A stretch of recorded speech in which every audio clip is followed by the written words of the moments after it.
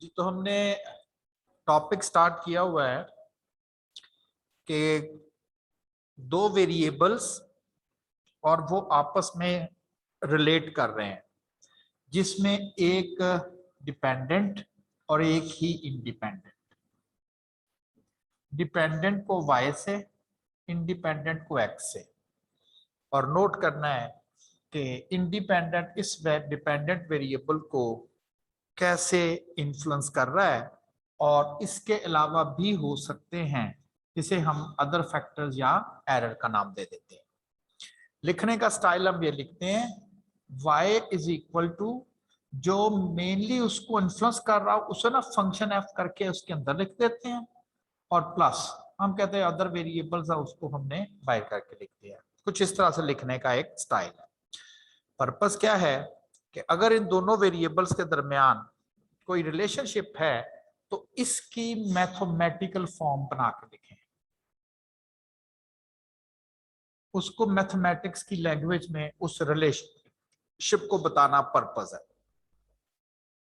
अब इक्वेशन जैसे होती है, अब इक्वेशन तो बहुत सारी हैं, हम कौन सी इक्वेशन लिखें?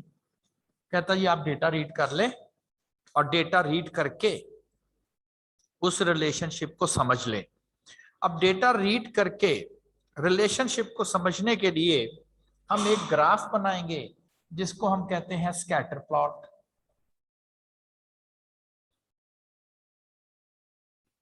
उस स्कैटर प्लॉट की मदद से आपको थोड़ा सा गेस हो जाएगा कि इन वेरिएबल्स के दरमियान कौन सा मैथमेटिकल रिलेशनशिप जो है वो सूट करेगा। फॉर एग्जांपल मैं स्कैटर प्लॉट कुछ इस तरह से बना लेता हूं। ये जो पॉइंट्स हैं, अगर मैं टेक्निकली इनको लिखूं तो इस तरह की मुझे मैथमेटिक्स की इक्वेशन लिखनी पड़ेगी। यस, इसकी भी एक इक्वेशन है, ये नहीं कि ये इसकी कोई मैथमेटिकल इक्वेशन नहीं है, बिल्कुल है, लेकिन वो बड़ी ही कॉम्प्लिकेटेड मैथमेटिकल इक्वेशन होगी।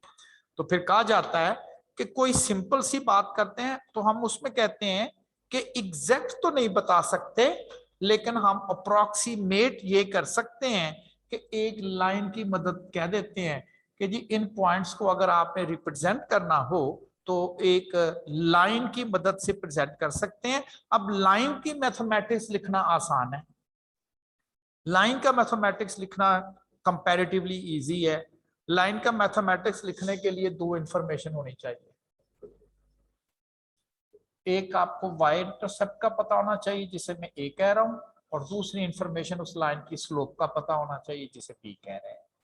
इससे इक्वेशन लिखने का स्टाइल ये है कि intercept plus slope into x, ये है लाइन की इक्वेशन।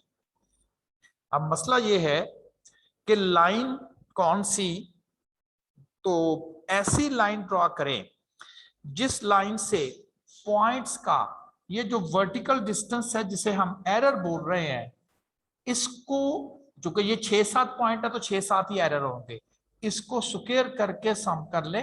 स्क्वायर करके सम नहीं करेंगे तो एरर का सम 0 हो जाएगा, क्योंकि कुछ एरर पॉजिटिव होंगे कुछ नेगेटिव होंगे, तो ओवरऑल तो ये वैसे 0 हो जाएगा। तो हम कहते हैं कि एरर को स्क्वायर करके सम करें, और वो सम जो है वो मिनिमम होना चाहिए, वही लाइन बेस्ट फिट लाइन होगी।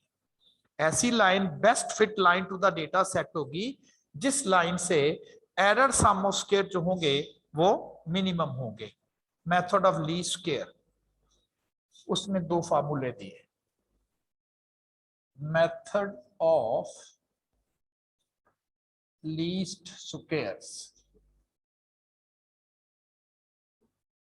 उसमें कहा कि अगर आप बेस्ट फिट लाइन लगाना चाहते हैं या ऐसी लाइन लगाना चाहते हैं जिसमें error sum of square minimum हो, और हमारा यही रिक्वायरमेंट है, तो फिर उसने सुजेस्ट किया कि आप बी स्लोप इस फार्मूले के अलावा कोई और फार्मूला यूज नहीं करेंगे। तो variance of x y over variance of x, और इंटरसेप्ट के लिए इसके अलावा और कोई दूसरा फार्मूला यूज नहीं करेंगे। अगर आप इन फार्मूलों से बेस्ट इक्वेशन बना के लिखें तो इस चीज की गारंटी है कि ये best fit equation two the data set होगी। एग्जैक्ट फिट नहीं, best fit equation two the data set. कल फिर हमने इसके फार्मूले अलहदा से पढ़े, वेरिएंस को हम जानते हैं, इसका फार्मूला पढ़ा, मीन हमें पता है। और एक ऑप्शन मैंने आखिर पे ये भी बताई कि कैलकुलेटर पे अगर डायरेक्टली एक्स वाई फीड कर लिया जाए तो वो हमें डायरेक्टली इंटरसेप्ट और स्लोप की आंसर दे देता है। अगर हम इसको डायरेक्टली फीड कर दें तो हमें ए और बी के आंसर्स जो है वो डायरेक्टली भी मिल सकते हैं, लेकिन फार्मूले हमने इसलिए याद रखने हैं कि समटाइम वो हमें डेटा नहीं देता, बता देता है कि डेटा में 20 वैल्यूज हैं और उन वैल्यूज का एक्स सम ये है, वाई सम ये है, प्रोडक्ट सम ये है, तो कुछ इस तरह से वो आपको इंफॉर्मेशन देता है। तो फिर मजबूरी है, जिसको तो स्लोप का फार्मूला याद हो, बेस्ट फिट लाइन की स्लोप का फार्मूला याद होगा, वही उसके ऊपर जो है वो इसको कर सकता है। जी, यहां तक अगर किसी ने कोई क्वेश्चन मुझसे पूछना हो।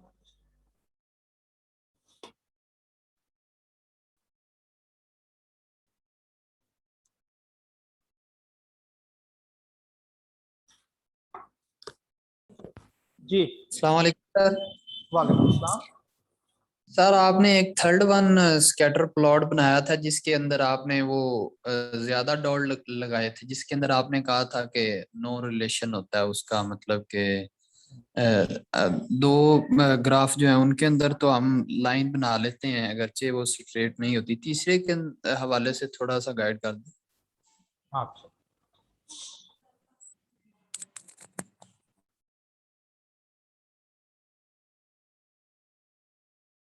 जब हम स्कैटर प्लॉट की मदद से इनके दरमियान रिलेशनशिप गेस करने की कोशिश करते हैं, इट मे बी पॉसिबल के पॉइंट्स इस पैटर्न पर हो, it may be possible points का पैटर्न ये हो। आप कहते यहां पर लाइन ऐसी लगेगी जिसकी स्लोप ऊपर की जानिब होगी, यानी कि पॉजिटिव स्लोप। यहां पर लाइन ऐसी लगेगी जिसकी स्लोप नेगेटिव आ जाएगी। आप डेटा सेट था आपके पास और आपने एक स्कैटर प्लॉट उसका स्केच किया।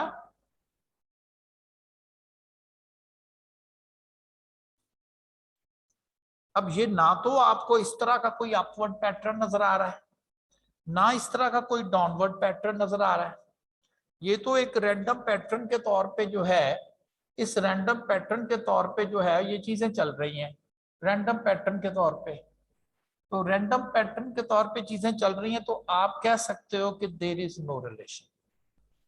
तो ये इंडिकेट करता है कि वेरिएबल्स में कोई रिलेशन नहीं है। ये भी तो पॉसिबल है, लाजमी है कि कोई पॉजिटिव रिलेशन ही होना चाहिए, नेगेटिव जरूर होना चाहिए। वो समझता था इनमें रिलेशनशिप है, डेटा इकट्ठा किया है, लेकिन डेटे से उसे पता चल रहा है कि इसमें तो कोई इस तरह का पॉइंट अपवर्ड पैटर्न पे नहीं है, या इस तरह से पॉइंट नहीं पड़े हुए, बल्कि तो वो एक रैंडम से पैटर्न पे पड़े हुए हैं, कोई पैटर्न नहीं है, ना अपवर्ड है ना डाउनवर्ड है।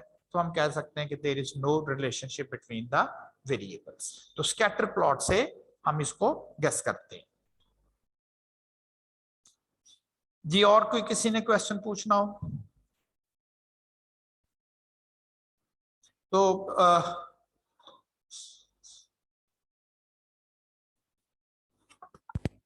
जी। अस्सलाम वालेकुम सर। वालेकुम सलाम। सर आपने कहा है कि अगर एरर मिनिमम हो तो बेस्ट फिट लाइन है, अगर इसमें एरर आ जाए तो हम क्या कहेंगे इसको? एरर तो आना ही आना है, एरर तो सर आना ही आना है, इसलिए कि वो जो वाई है, जैसे मैंने एग्जांपल दी थी क्रॉप यील्ड है, वो फर्टिलाइजर से इफेक्ट होती है। तो क्या सिर्फ और सिर्फ फर्टिलाइजर से ही होती है? अदर फैक्टर्स हैं। अब अदर फैक्टर्स हम दे नहीं रहे जिसकी वजह से एरर आएगा। एरर तो आना ही आना है। एरर सिर्फ एक सूरत में नहीं आएगा अगर आप कहेंगे ये पॉइंट सारे इस तरह से, this is exact line, no error. और अगर पॉइंट इस तरह से आएंगे तो there is an error is as well, मजबूरी है। लेकिन ये बेस्ट फिट इसलिए है कि जो एरर है वो है मिनिमम। जब हमें कोई चीज एग्जैक्ट ना हो तो हम ये नहीं कहते अच्छा चलो वो तो बताओ ना जो सबसे बेहतर हो। परफेक्ट तो नहीं है, बेहतर तो है। तो ये उसी तरह की बात हो रही है कि परफेक्ट लाइन हम लगा नहीं पा रहे, हम कहते हैं अच्छा फिर बेस्ट फिट लाइन लगा ले। और बेस्ट फिट लाइन उस लाइन को जिसका सम ऑफ स्क्वेयर्ड एरर मिनिमम, और इसने कहा था मेथड ऑफ लीस्ट स्क्वेयर ने कहा था कि अगर आप ये चीजें मिनिमम करना चाहते हैं तो ए बी के वही फार्मूले यूज किए जो उस मेथड ने बताए थे, covariance of x y over variance of x वाला फॉर्मूला। एरर तो आना ही आना, एग्जैक्ट फिट लाइन है नहीं जी। इसके अलावा किसी ने करना क्वेश्चन कोई?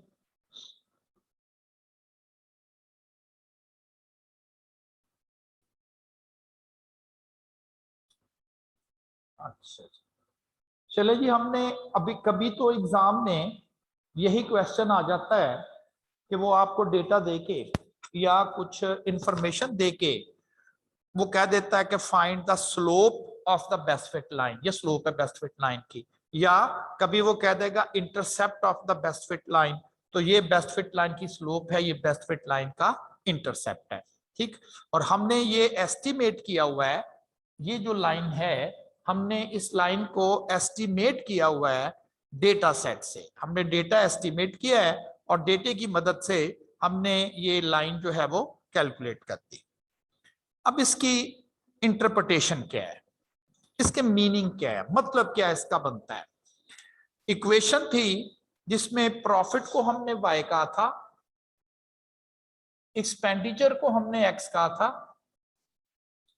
अब इसका हमने मीनिंग या अंडरस्टैंडिंग समझनी है क्या है। द वैल्यू ऑफ b, जो कि इसकी बात हो रही है, इंडिकेट्स दैट, इस जगह नहीं, आपने शायद मैथमेटिक्स में स्लोप का वर्ड तो बड़ी दफा सुना होगा, कभी इंटरप्रेट नहीं उसे करके देखा या उसे कभी उसकी मीनिंग नहीं समझे कि उसका मतलब क्या होता है। वैल्यू b की है 2 और इसके अब मतलब क्या है, इसको कैसे इंटरप्रेट करते हैं। Indicates that the average profit, इधर से पढ़ना स्टार्ट करते हैं, the average profit is expected to increase, इस प्लस की वजह से कहना आपने, लेफ्ट साइड से पढ़ना स्टार्ट कर दें कि वैल्यू चूंकि बी की 2 है, इसका मतलब क्या है, प्रॉफिट विल इंक्रीज, और कितना, जो इसका मैग्नीट्यूड है, बाय 2 मिलियन। आपने कहना जी $2 मिलियन क्यों बोलना है, तो प्रॉफिट के यूनिट देखें, तो प्रॉफिट के जो यूनिट्स हैं, ये वाई प्रॉफिट है ना, तो प्रॉफिट के यूनिट कितने हैं, डॉलर मिलियन में। तो फिर इसकी हम इंटरप्रिटेशन कुछ ऐसे ही परफॉर्म करेंगे, प्रॉफिट विल इन, इस प्लस की वजह से इंक्रीज, और अगर ये नेगेटिव होता तो मैंने लफ्ज बोलना था decrease. Profit will increase by $2 million, और कब, व्हेन एक्सपेंडिचर जो है विल इंक्रीज बाय $1 मिलियन। ये पर यूनिट होता है, यानी कि एक यूनिट एक्सपेंडिचर को बढ़ाने से फर्म के प्रॉफिट में कितनी इंक्रीज आती है, जो स्लोप की वैल्यू है। एक्सपेंडिचर अगर आप 1 मिलियन इंक्रीज करते हो तो फर्म का प्रॉफिट भी इंक्रीज ही होगा क्योंकि पॉजिटिव है, और कितना होगा, जो इसका मैग्नीट्यूड है।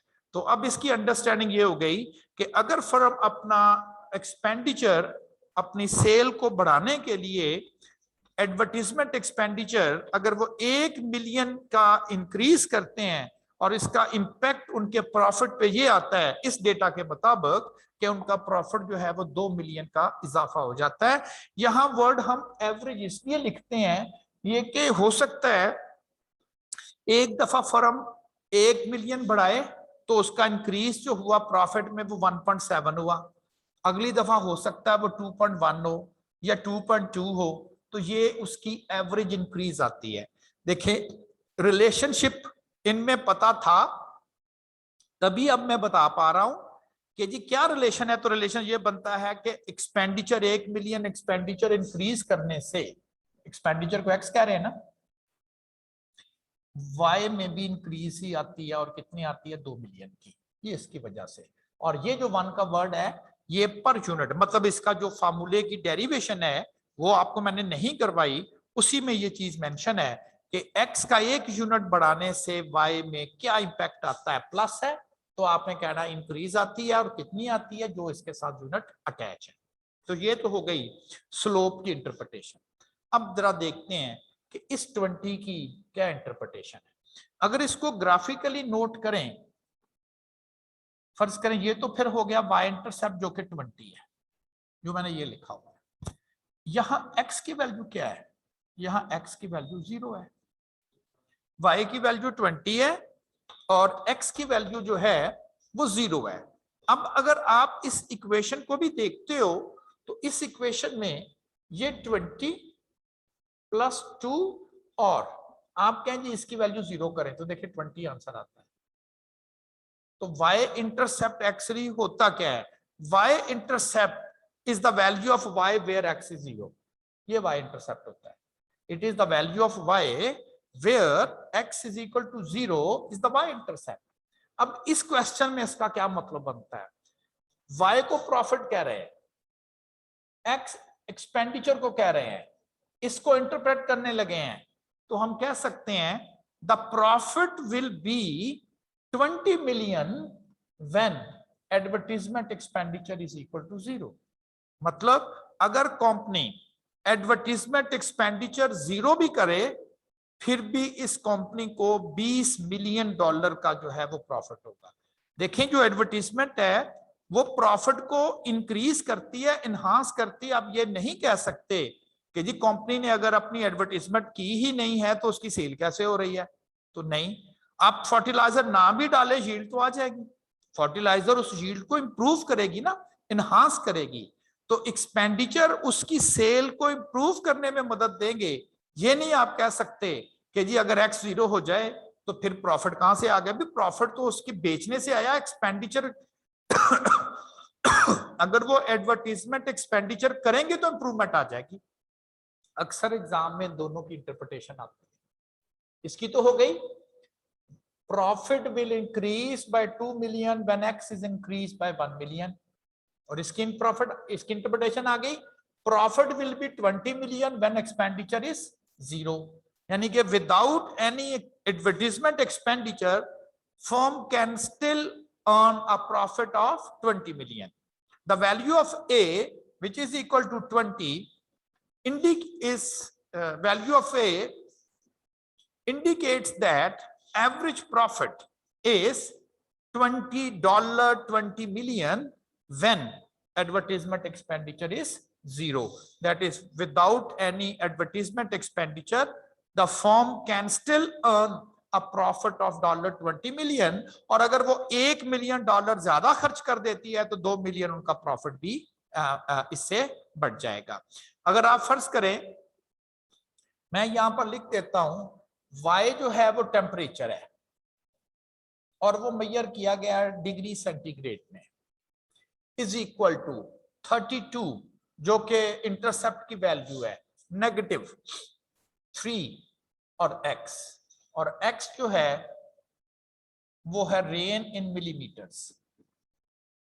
सपोज करें कि मेरे पास एक डेटा सेट था जहां टेम्परेचर और रेन का डेटा सेट था, और इस डेटा सेट को देखते हुए जिस तरह से पिछली एग्जांपल सॉल्व की, मैंने ये बेस्ट फिट लाइन जो है उस डेटा से कैलकुलेट कर ली।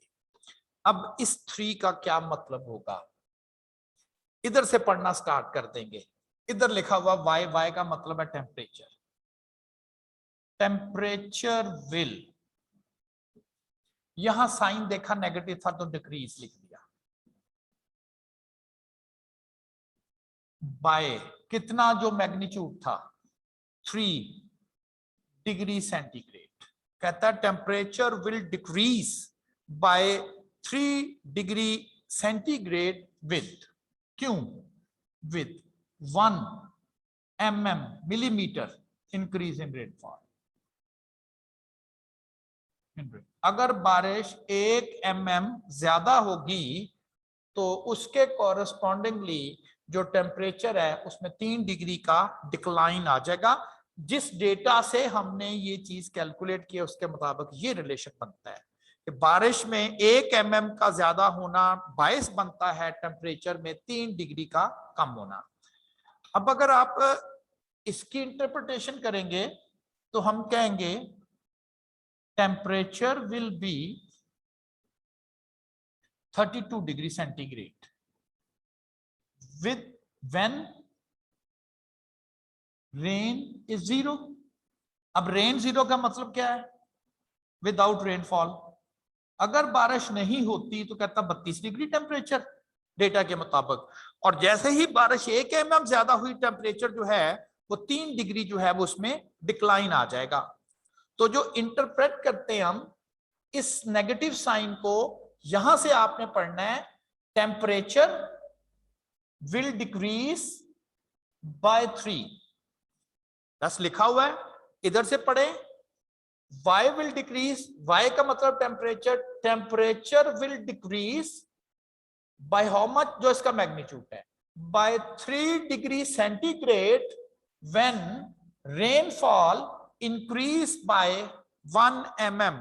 ये पर यूनिट होती है। जैसे आप कहते हैं 65 किलोमीटर पर आवर, तो बताने की जरूरत नहीं होती कि कितने घंटे में जी 65 उसकी स्पीड है, 1 घंटे में। और इसका मतलब ये होता है कि when x is equal to 0, rainfall is equal to 0, without rain the temperature will be in a day 32, but the rain will increase by 1 mm, the temperature will decline by -3। ये अक्सर एग्जाम में 1 mark के तौर पे ये question आता है, वो इक्वेशन लिख के दे देता है और वहां से वो फिर कहता है कि इसकी जो स्लोप है उसको कैसे इंटरप्रेट करेंगे। प्लस हो गया तो y में इंक्रीज, नेगेटिव हो गया तो y में डिक्रीज। कितना इंक्रीज या डिक्रीज, जो इसका मैग्नीट्यूड, और कब, जब x जो है वो 1 यूनिट का इंक्रीज आएगा। जी अब पूछें। जब मैं क्या करूंगा ना, पूछा करे उस वक्त, आप दरमियान में ही हाथ जो है वो रेस करते रहते हैं, तो इस तरह से नहीं, मुझे एक बात अपनी पूरी करने दिया करें, फिर मैं आपको अलाउ करूंगा कि क्वेश्चन करें, तो फिर आप किया करें। मुझे क्वेश्चन पर एतराज नहीं है, लेकिन ये नहीं है कि जब दिल चाहे हाथ खड़ा कर लिया। वो कोई लोग चेक ही करते रहते हैं कि हमें भी हाथ खड़ा करना आता भी है कि नहीं, वो ऐसी शौक से खड़ा करते रहते हैं। जी अब पूछिएगा क्वेश्चन, किसी ने पूछना हो।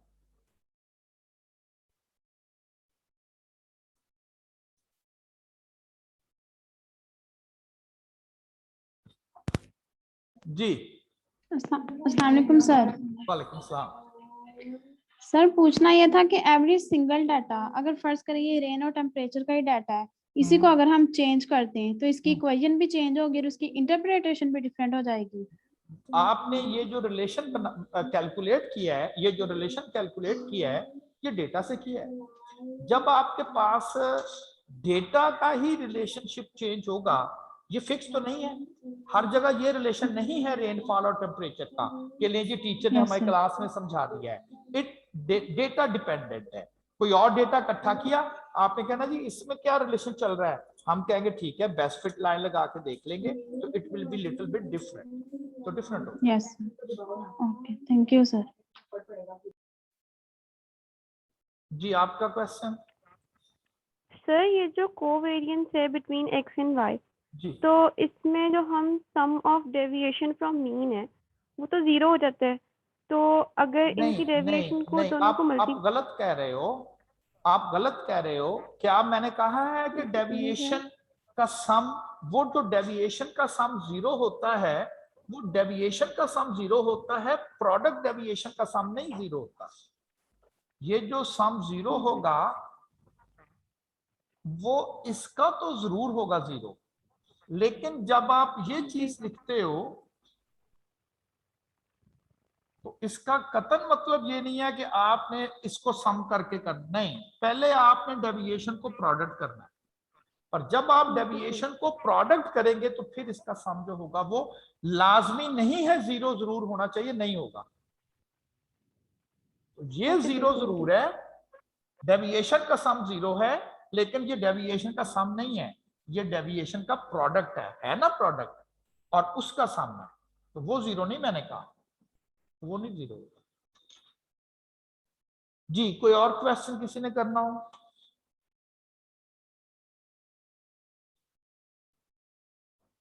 इसको जरा नोट करें ना। देखिए मैंने यहां पर प्रोडक्ट इस डेविएशन ली, इसका सम जरूर 0 है, डेविएशन ली, इसका सम जरूर 0 है।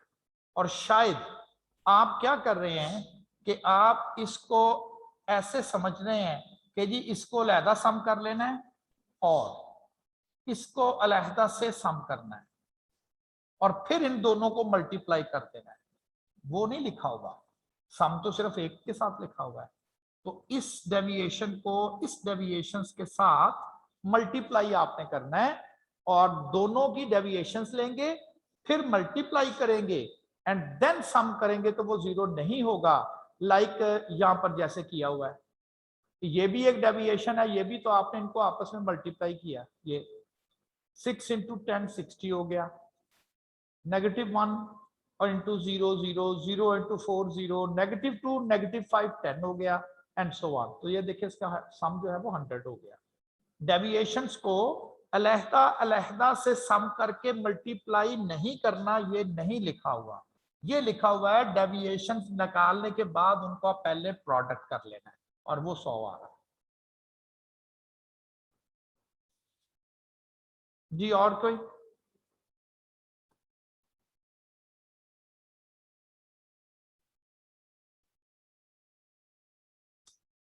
No one? चले, इसका मतलब है कि अब आपको बेस्ट फिट लाइन के स्लोप और इंटरसेप्ट कैलकुलेट करने के फार्मूले भी आ गए और इनको इंटरप्रेट करना भी आ गया, इनको बताना भी आ गया कि जी ये जो हमने कैलकुलेशन परफॉर्म कर ली है इसका टेक्निकली इस कैलकुलेशन का मतलब बनता क्या है। तो ये इसके मीनिंग है। अच्छा, कुछ प्रॉपर्टीज हैं लीस्ट स्क्वायर लाइन, जिसको हमने बेस्ट फिट लाइन भी कहते हैं, क्योंकि ये लीस्ट स्क्वायर मेथड से आई है इसलिए इसे लीस्ट स्क्वायर लाइन भी कहा जाता है। इसकी कुछ प्रॉपर्टीज है रखनी तो आपने ज़ाहिर याद है, प्रूफ करना तो नहीं आपको एग्जाम में कहेगा जिसको प्रूफ कर दें, लेकिन बजाय इसके कि हम ऐसे आंखें बंद करके उसको रट लें, रखना तो याद है ना, लेकिन हमें पता है कि हम याद कर क्या रहे हैं, फिर याद रखना भी आसान होता है और उसका एमसीक्यूज टैकल करना भी आसान। मेरे पास एक डेटा सेट था एक्स और वाई का और मैंने उस डेटा सेट से लीस्ट स्क्वायर लाइन लगा दी, जिसे बेस्ट फिट लाइन कहते हैं, और उसकी इक्वेशन भी हमें पता थी 20 + 2 और x। अच्छा, एक और चीज देखें कि मैंने ना इसके ऊपर हैट यूज किया हुआ है, हैट, वाई हैट। वो इसलिए कि एक वाई वैल्यूज हमारे पास डेटा में अवेलेबल है, ये देखें 31 40 30 34 25 और 20 एक डेटा से अवेलेबल है। दूसरी जो वाई वैल्यूज है वो हम कहेंगे कि हमने जो इनका रिलेशनशिप लगाया हुआ है, आप उस रिलेशनशिप में इस वाई एक्स की जगह पर x की वैल्यू फिट कर दें, ये 5 इंटू 2 10 10 + 20 30 बन जाएगा। इसे हम कहते हैं फिटेड वैल्यू या इसे हम कहते हैं एस्टिमेटेड वैल्यू। फिटेड वैल्यू या इसे बोला जाता है एस्टिमेटेड वैल्यू। कैसे? आप इक्वेशन बना लेंगे 20 + 2 और x। क्वेश्चन आ गया कि जी इस इक्वेशन के मुताबिक फर्म का कितना प्रॉफिट आप एस्टिमेट करोगे अगर वो फर्म $5 मिलियन जो है वो एडवर्टीजमेंट एक्सपेंडिचर करती है। क्योंकि आपको रिलेशन पता चल चुका है, आप कहें जी हमें रिलेशन पता है, अब हम इस रिलेशन को यूज करेंगे 30 मिलियन। हम कहेंगे, अंदाजा लगाएंगे, एस्टिमेट करेंगे कि जी हमारी इक्वेशन के मुताबिक अगर फर्म $5 मिलियन का एक्सपेंस करती है तो एक्सपेक्टेड है कि उसे $30 मिलियन का प्रॉफिट होगा। अब जरा एक और चीज इंटरेस्टिंगली देखिएगा कि ये जो बात मैंने की है 30 मिलियन का इजाफा, 30 मिलियन का प्रॉफिट होगा। अब जरा एक्चुअल देखे हुआ कितना है, 31। तो इसका मतलब है कि जो बेस्ट फिट लाइन थी उसने देखे हमें एग्जैक्ट तो नहीं लेकिन काफी एक्यूरेट इंफॉर्मेशन बताई। मेरे पास डेटा नहीं था, मैंने अगर डेटा से किसी को ये प्रोवाइड कर दूं, आप समझ ले आपने सारा डेटा ही उसे पकड़ाया हुआ है। वो कहता है जी कि अगर मैं 11 मिलियन खर्च करूं तो फिर मेरा प्रॉफिट, फर्म का प्रॉफिट कितना होगा। हमारी इस जादू की छड़ी के मुताबिक 42 मिलियन, 42 मिलियन, 42 मिलियन हुआ कितना है 40। इसका मतलब है कि देखें हमने काफी एक्यूरेट बताया, एग्जैक्ट तो नहीं बताया। तो आपने फिटेड वैल्यू अगर कैलकुलेट करनी हो, फिटेड वैल्यूज, तो आप क्या करते जाएंगे, एक्स की वैल्यू उस बेस्ट फिट लाइन में पुट करते जाओगे और वहां से जो वाई की वैल्यू आती जाएगी उसे हम कहेंगे ये हमारी वो वाई की वैल्यूज है जो बेस्ट फिट लाइन वाला हमें बता रहा है।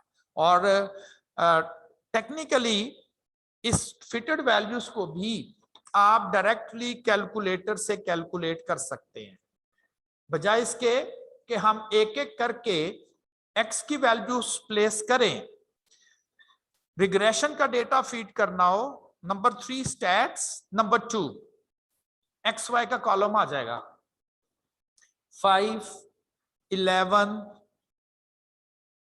4, 5, 3, 2।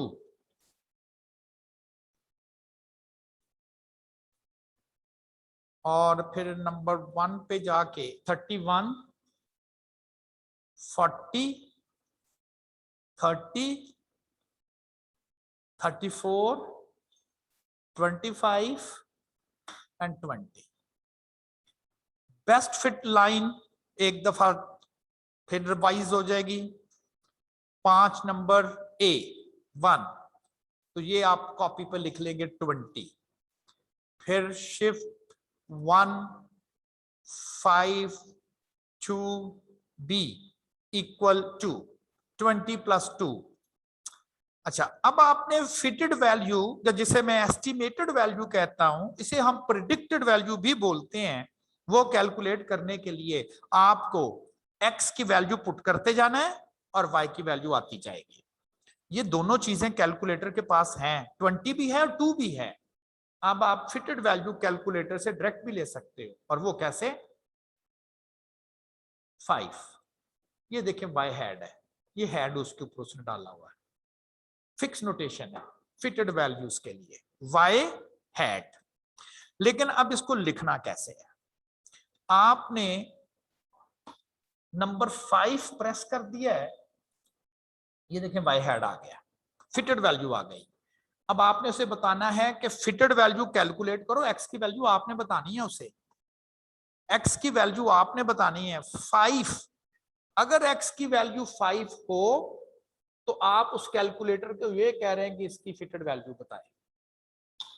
और अब 5 जो लिखना है, बस यही इसमें थोड़ा सा है, 5 आपने इस फिटेड वैल्यू से पहले लिखना है, पहले। तो आप इस कर्सर को लेफ्ट एरो करोगे तो वो उस फिटेड वैल्यूज के पहले चले जाएगी। अब यहां 5 लिखेंगे आप, तो अब आप कह रहे हो x 5 है, ये 5, उसकी फिटेड वैल्यू बताओ, वो 30 बताएगा आपको, दैट इज 30। तो हमारा काम थोड़ा सा मैन्युअली कम हो सकता है कि आप पहले उस वैल्यूज को लिख के और फिर उसकी फिटेड वैल्यू फाइंड करो। या अब आपको पता है कि आपने 11 की फिटेड वैल्यू फाइंड करनी, तो 11 पहले लिख ले और बाद में फिटेड वैल्यूज का वर्ड लिख ले। तो 11 की फिटेड वैल्यू 42 आ जाएगी, ये 42 आ जाएगी। ठीक, अगर मैं कहूं कि फिटेड वैल्यूज आप कैलकुलेट करें तो आप इस तरह से fitted value from the use of calculator all together आप फिटेड वैल्यू जो है वो कैलकुलेट कर सकते हैं। एक जरा इंटरेस्टिंग फीचर आपने ये देखना है कि अगर आपकी कैलकुलेशन सही है और वो जो लाइन लगाई हुई है वो वाकया ही बेस्ट फिट लाइन है, तो ओरिजिनल वैल्यूज का सम और फिटेड वैल्यूज का सम ये जरूर बराबर होगा। ओरिजिनल वैल्यूज 180, फिटेड वैल्यूज जो कि हमने कैलकुलेटर से बेस्ट फिट लाइन की मदद से कैलकुलेट की हुई हैं, उनका सम जरूर बराबर होगा, और देखे हो भी रहा है। अब इस फिटेड वैल्यूज से जब आपने स्कैटर प्लॉट बनाया तो याद है ये वैल्यूज आपने स्कैटर प्लॉट में लिखी हुई हैं,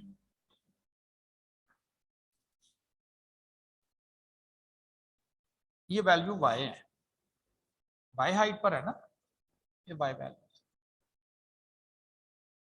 और जो फिटेड वैल्यूज हैं, अगर आप उस फिटेड वैल्यूज को भी इसी ग्राफ पे लिखें तो आप एक चीज नोट करोगे कि फिटेड वैल्यू सारी बिल्कुल सीधी आएंगी और यही बेस्ट फिट लाइन होगी।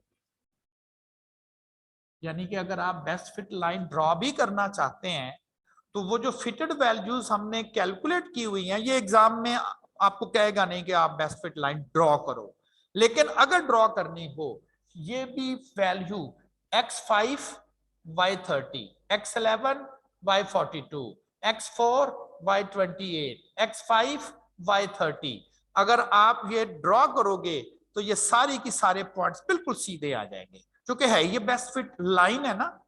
अच्छा, ये जो वैल्यूज हैं ये क्या हैं? ये है फिटेड वैल्यूज, ये फिटेड वैल्यूज। और ओरिजिनल और फिटेड वैल्यूज का डिफरेंस, नाम इसका मैंने एरर दिया था, तो फिर एरर की डेफिनेशन हुई ओरिजिनल और लाइन का फर्क, ये एरर होगा। ओरिजिनल y, फिटेड वैल्यू कहां है? लाइन। y का लाइन से जो फर्क होगा वो एरर कहलाएगा। अब देखिएगा कि मैंने एरर कैसे कैलकुलेट किए हुए हैं। एरर की डेफिनेशन है difference of the original and the fitted values, ये एरर है। ओरिजिनल 31 है, फिटेड 30 है, 1 का एरर। ओरिजिनल 40 है, फिटेड 42 है, -2 का एरर, 2 का एरर, 4 का एरर, -1 एरर, -4 एरर। और मैंने एक स्टार्ट में बात की थी कि sum of error is always equal to 0, तो देखे 0 है, कंफर्मेशन हो गई कि एरर का सम 0 होगा। स्क्वायर सम नहीं कहा था, एरर का सम 0 जरूर होगा। अगर फर्ज करें आप स्क्वायर सम भी कैलकुलेट कर लें, अगर तो 0 नहीं, देखें 42 है। और मैंने लफ्ज बोला था ये मिनिमम होगा। आप कहेंगे 42 तो मिनिमम नहीं होता, 42 तो काफी होता है।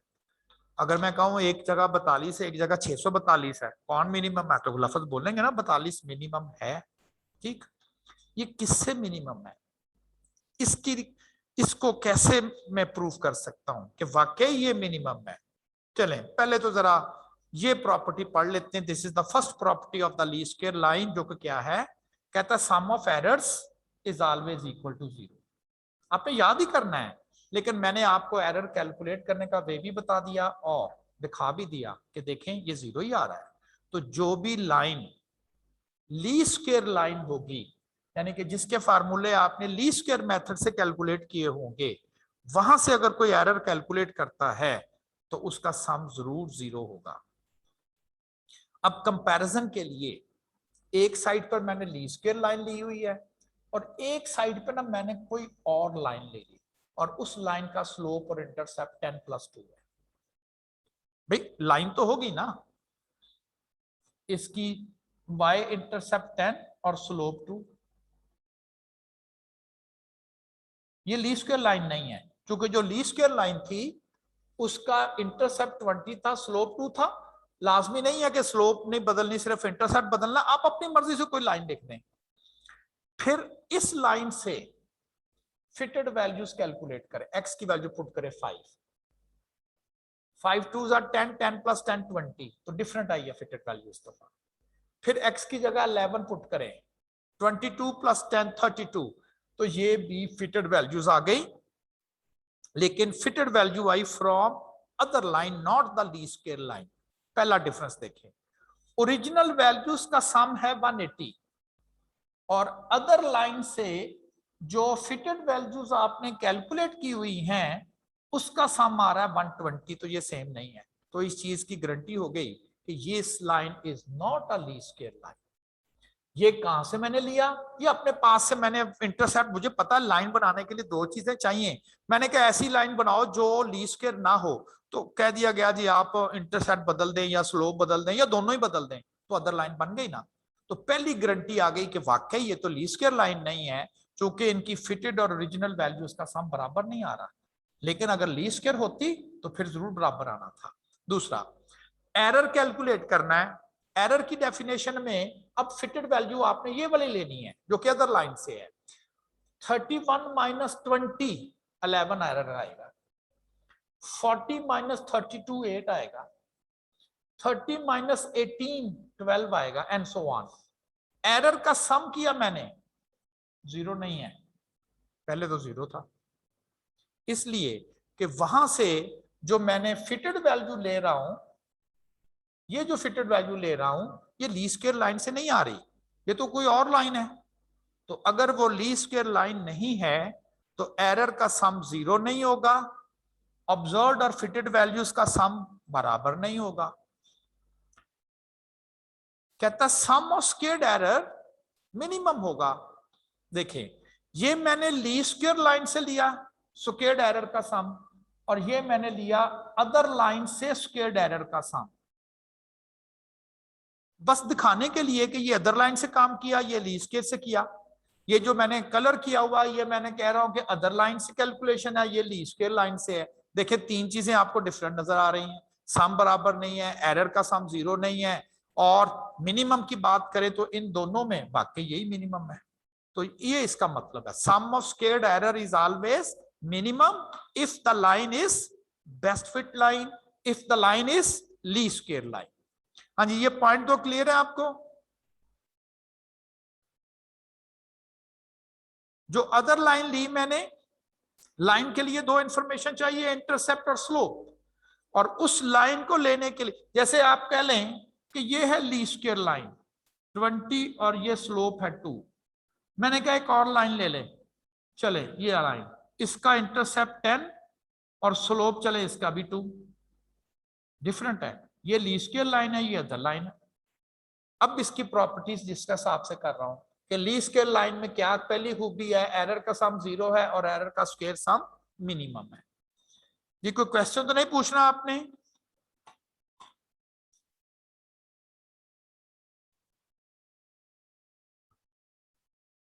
चले, अच्छा, किसी भी लाइन पे इन्फिनिट पॉइंट्स होते हैं, लाइन बनती ही पॉइंट के कलेक्शन से, इन्फिनिट पॉइंट्स होते हैं किसी भी लाइन पे। A line contains infinite points, her point का कोई ना कोई एक्स और कोई ना कोई वाई वैल्यूज होगा जिसको उसके कोऑर्डिनेट्स बोलते हैं। इस लाइन की कोई ना कोई इक्वेशन भी होगी। अगर आपको कुछ चेक करना पड़े कि क्या कोई पॉइंट इस लाइन के ऊपर है या नहीं आ रहा, उसका एड्रेस आपको पता होना चाहिए। मेरे पास एक पॉइंट है, वो उसकी x वैल्यू 30 है और उसकी फर्ज करें y वैल्यू जो है वो 5 है, तो मैं कहूंगा मेरे पास एक पॉइंट है, उसकी x वैल्यू 30 है और y वैल्यू उसकी 5 है, या इसको उलट कर देते हैं, x वैल्यू 5 है, y वैल्यू 30 है। क्या ये जो पॉइंट है ये इस लाइन के ऊपर है या नहीं है? लाजमी तो नहीं है कि हर पॉइंट ही लाइन के ऊपर आ जाए। कैसे चेक करते हैं कि लाइन की अगर आपके पास मैथमेटिकल इक्वेशन हो, कैसे चेक करना है कि क्या कोई पॉइंट लाइन के ऊपर आ रहा है या आगे पीछे है? तो इसका वे ये है कि आप इसकी वैल्यू उठा के इधर रखते, जहां y है वहां 30 कर दिया, जहां x है वहां उसकी वैल्यू पुट कर। अगर ये स्टेटमेंट ट्रू हो गई, पॉइंट जो है वो लाइन के ऊपर है, point is on the line, वो पॉइंट लाइन के ऊपर है। किसी भी पॉइंट को चेक करना हो कि क्या वो पॉइंट लाइन के ऊपर आ रहा है या नहीं आ रहा, उसके जो कोऑर्डिनेट्स हैं वो उठा के आप उस लाइन में रख दें। अगर तो राइट और लेफ्ट साइड बराबर आ गई तो हम कह सकते हैं कि this point is on the line, वो लाइन के ऊपर आ रहा है, यानी कि वो इसके ऊपर ही आ रहा है। फॉर एग्जाम्पल, एक मैं आपको बोल रहा हूं कि इसे चेक करके बताएं कि क्या ये पॉइंट लाइन के ऊपर है। आप इसकी वैल्यू x की जगह 6 और y की जगह 20 रखें।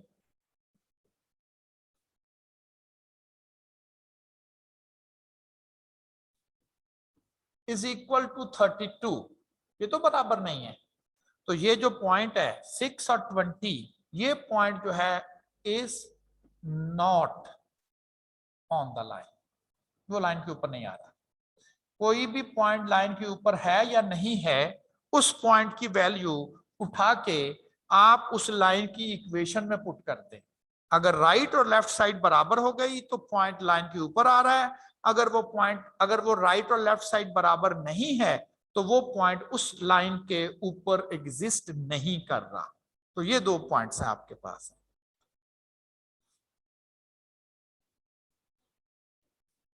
आपको वैसे लाइन समझा रहा हूं कि कैसे चेक करते हैं कि कोई भी पॉइंट लाइन के ऊपर है कि नहीं है।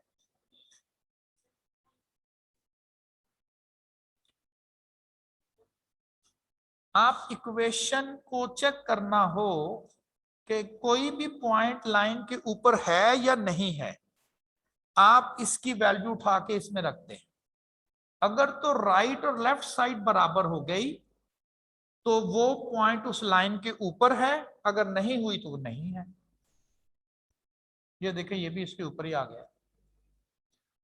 सिर्फ चेक करने का वे बता रहा हूं कि कैसे चेक करते हैं कि कोई पॉइंट किसी लाइन के ऊपर है या उससे आगे पीछे है। अब तीसरी जो प्रॉपर्टी एक्चुअली वो ये है, least square line always passes through mean of the data. यानी कि जो डेटे का मीन है, लाइन तो बहुत सारे पॉइंट से गुजरती है, अभी बताया मैंने, लाइन बहुत सारे पॉइंट से गुजरेगी, लेकिन कहता है वो एक पॉइंट से जरूर गुजरती है, बाकी नहीं पता किस किस से गुजर रही है, और वो डेटे का मीन होगा, वो डेटे का मीन होगा। आप कहें जी डेटे के मीन से क्या मुराद है? यहां तो दो वेरिएबल है, एक्स और वाई। जी, ये यहां पर जितनी भी एक्स वैल्यू है उसका मीन कैलकुलेट कर लें। फॉर एग्जांपल वो ये आ गया। जितनी भी वाई वैल्यूज हैं उसका मीन कैलकुलेट करें, फर्ज करें वो ये आ गया। अगर मैं आपको कहूं कि ये पॉइंट क्या है तो आप कहेंगे this point is the mean of the data. ये लाइन उस डेटे के मीन से जरूर पास करेगी। चेक करते हैं इसको, वाकई ऐसा है। और डेटे का पहले मीन कैलकुलेट करते हैं।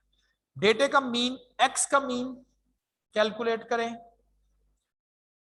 30, 1 2 3 4 5 6, 5 आ जाएगा। वाई का मीन कैलकुलेट करें, 180 डिवाइडेड बाय 1 2 3 4 5 6, 30 आ जाएगा। अगर डेटे के मीन पॉइंट की बात करें तो ये एक डेटे का मीन पॉइंट आ जाएगा। 530 is the mean of this data. अब आपको चेक करने के लिए कि क्या ये स्टेटमेंट सही कही जा रही है, मैं कह रहा हूं ये सही है, चेक कर लेते हैं। क्या कहा? कहता लीस्ट स्क्वायर लाइन क्या है, 20 + 2x वाली लाइन, ये वाली लाइन। कहता ये डेटे के मीन यानी कि इस पॉइंट से गुजरेगी, यानी ये पॉइंट उस लाइन के ऊपर आ रहा है। इसको चेक कर लेते हैं। 30, 20 + 2 × 5, 30 इज इक्वल टू 30। बिल्कुल ये लाइन उसके ऊपर आ रहा है। पॉइंट चेक करने का वे, put the coordinates of the point the line, if right side is equal to the left side then it means this point is on the line or the line passes through this point। ये तीन properties है least square line की। sum of error is always equal to 0, sum of squared error is always equal to minimum as compared to any other line, and the least square line passes through so many number of points but one point is confirmed and that point is mean of the data, that point is mean of the data। ये मैंने इसकी identifications की, मैंने कहा ये best fit line मैंने ले ली, डेटे का मीन कैलकुलेट किया, यहां पुट किया और पता चला राइट और लेफ्ट साइड बराबर है, इसका मतलब है डेटा मीन से पास कर रहा है। जी किसी ने क्वेश्चन करना हो?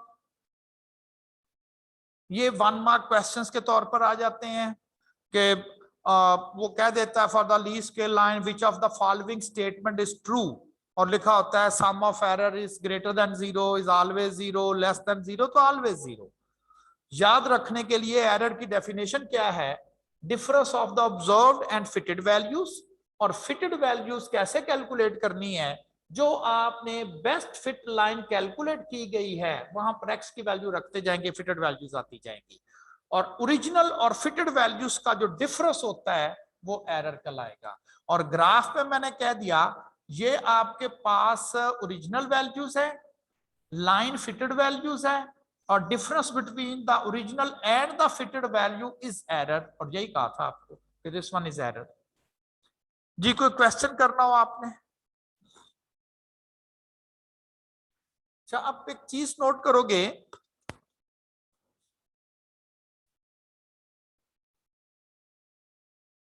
जी अस्सलाम वालेकुम सर।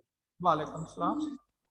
सर जो एरर हम फाइंड करेंगे उसके लिए हमें वो डेटा देगा, मतलब वाई की वैल्यू, या हम कैलकुलेशन करेंगे पहले सारे डेटे की? एरर की डेफिनेशन क्या है? वो तो सर जो हमारे पास ऑब्जर्व्ड वैल्यू है और दूसरा अच्छा, एक्सपेक्टेड वैल्यू और ये वाई वैल्यू कहां से आएंगी? डेटे से ही है। नहीं सर, तो यानी कि डेटा देगा वो, ठीक हो गया। डेटा देगा ना, आपने कहा, मैंने नहीं कहा, आपने ही कहा डेटा देगा, तो कहेंगे डेटे से आएगी। तो डेटा बच्चे डेटा होगा तो हम सॉल्व करेंगे। अक्सर आप पूछते हो ये क्वेश्चन, और अक्सर लोग पूछते हैं जी डेटा देगा, तो मुझे नहीं समझ आती विदाउट डेटा दे के वो कैसे आपको कह देगा जी इसका जरा मीन बता दें। बट डेटा होगा तो ये आपको ऑब्जर्व्ड वैल्यूज फिटेड, ये मैंने बेस्ट फिट लाइन कहां से ली है? एक्स वाई से ली। डेटा होगा तो आप बनाएंगे ना जी।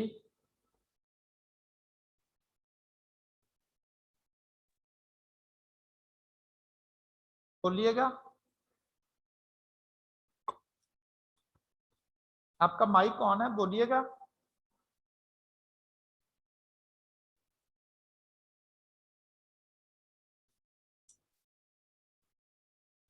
जी, तो ये लीस्ट स्क्वायर लाइन की ये 3 प्रॉपर्टीज थी जो कि हमने डिस्कस की।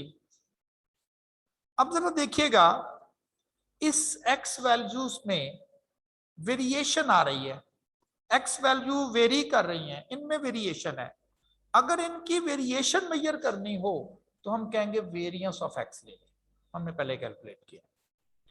वाई वैल्यूज में वेरिएशन आ रही है, अगर आप वाई वैल्यूज की वेरिएशन मेजर करनी हो तो वेरिएंस ऑफ वाई ले लें, वो वाई वैल्यूज की वेरिएशन बता देगा।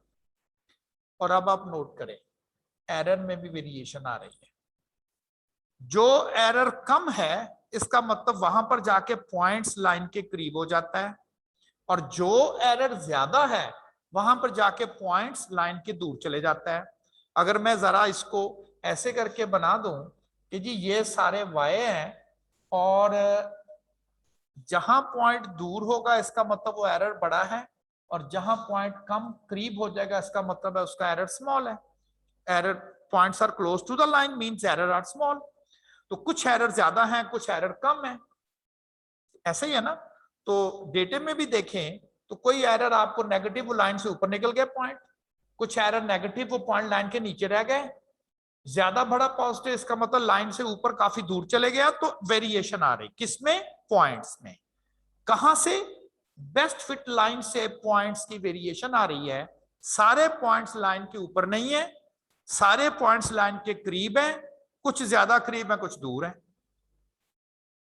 अब अगर आपको वो वेरिएशन मेजर करनी हो, वेरिएशन मेजर करनी हो, किसकी वेरिएशन? पॉइंट्स की। कहां से? लाइन से। तो आप एक वर्ड यूज करोगे, variance of error. Variance of error calculate करना हो, variance of error. Variance of error, variance क्या करता है? वेरिएशन मेजर करता है। किसमें करेगा? एरर में। इसलिए कि 6 एरर है, नोट करें 6 के 6 एरर में वेरिएशन आ रही है, 6 के 6 एरर्स में वेरिएशन आ रही है। इसमें वेरिएशन आ रही है, वाई में वेरिएशन आ रही है, एरर्स में वेरिएशन आ रही है। तो अगर आपने एरर में एरर वेरिएंस कैलकुलेट करना हो, वेरिएंस का मतलब वेरिएशन, तो फिर आप ये वाला फॉर्मूला यूज करोगे, समेशन y माइनस, देखें ये जो फार्मूला है ना, ये y में वेरिएशन मेजर करेगा फ्रॉम मीन,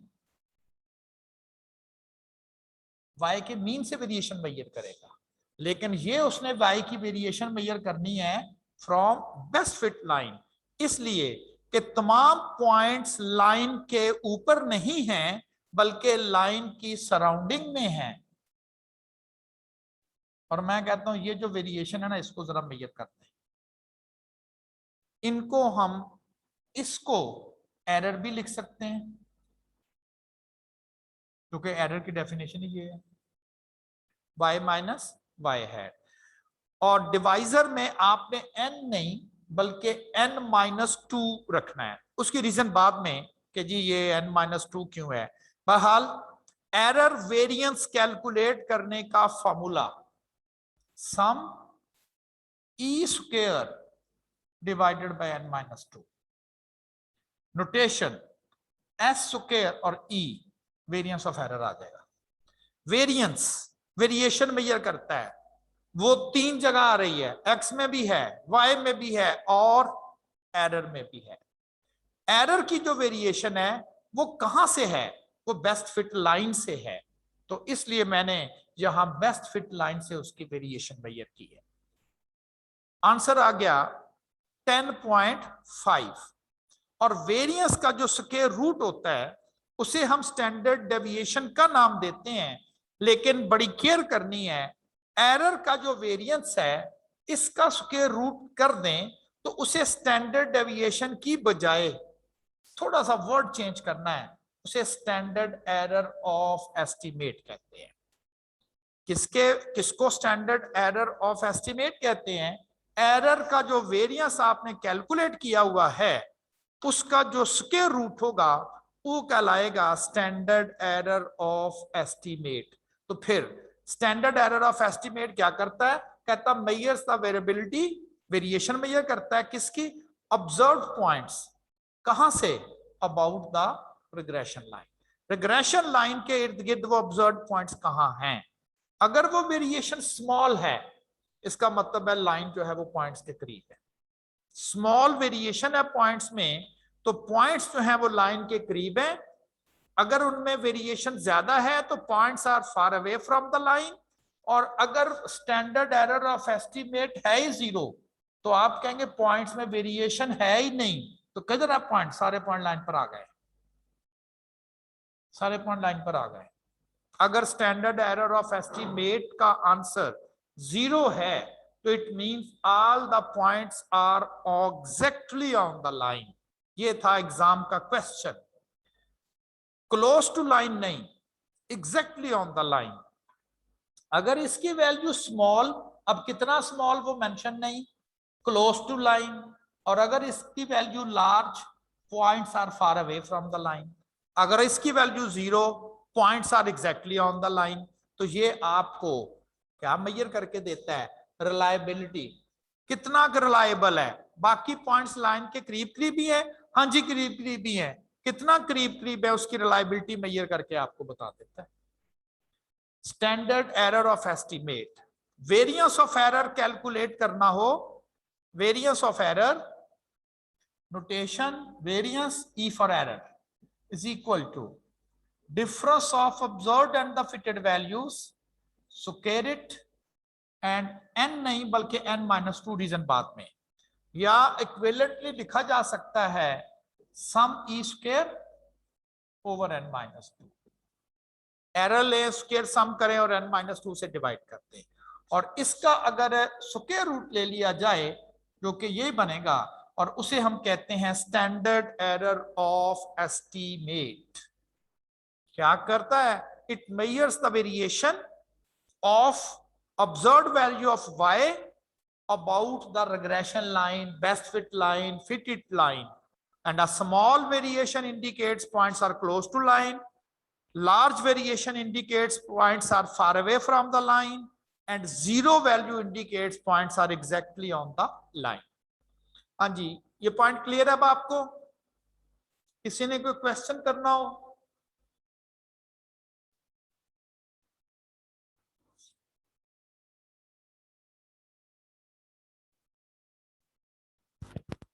जी सही, जो स्क्वायर रूट है सिर्फ एक साइड पे आएगा, दोनों साइड पे आएगा? स्क्वायर रूट लेना आपने, स्क्वायर रूट लेंगे ना।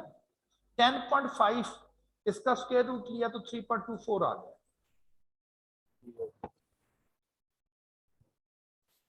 वेरियंस है 10.5, वेरियंस का स्क्वायर रूट लेंगे,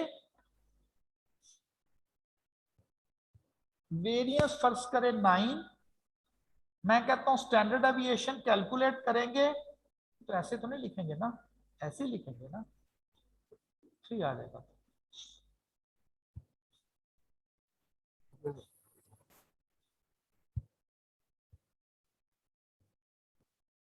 जी सर इसकी डायरेक्ट कैलकुलेशंस भी आती होती पेपर के अंदर, या जी सिर्फ वो बिल्कुल उनसे छोटी बिल्कुल, छोटी चीजें कैलकुलेशन पूछता है? भी आ जाती है 3 नंबर्स में। वो एक आध एरर पूछ लेता है, वो कह देता है कि what is the error when x is 5। Best fit line भी उसने दी हुई होती है, बेस्ट फिट लाइन भी दी हुई होती है। आप उसमें से सिर्फ एक x की वैल्यू डाल के फिटेड वैल्यू ले ले, और एक एरर पूछा हुआ है, बस उस एरर का जवाब दे दे। बिल्कुल आती है ठीक है सर। कैलकुलेशन।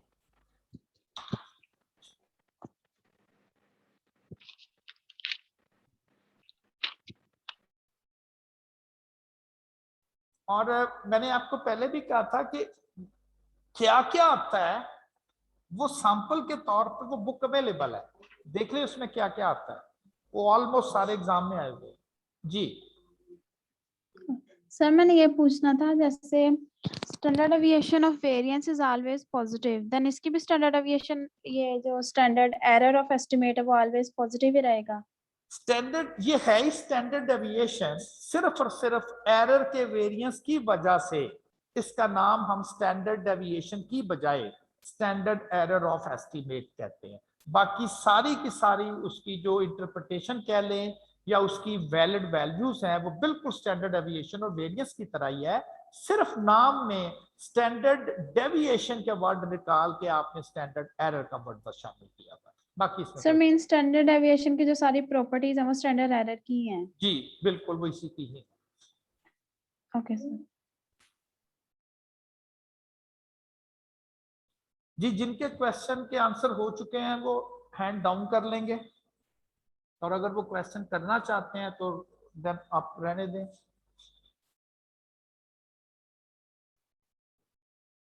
जी सर वो मैं पेपर में y is equal to 2 + 3x या y is equal to 3x + 2 आगे पीछे कर सकते हैं इनको, इससे या कोई फर्क तरतीब ही नहीं, रखेगा वो? इसके कोई फर्क नहीं पड़ता कि वो लिखते वक्त इक्वेशन को कैसे लिखता है।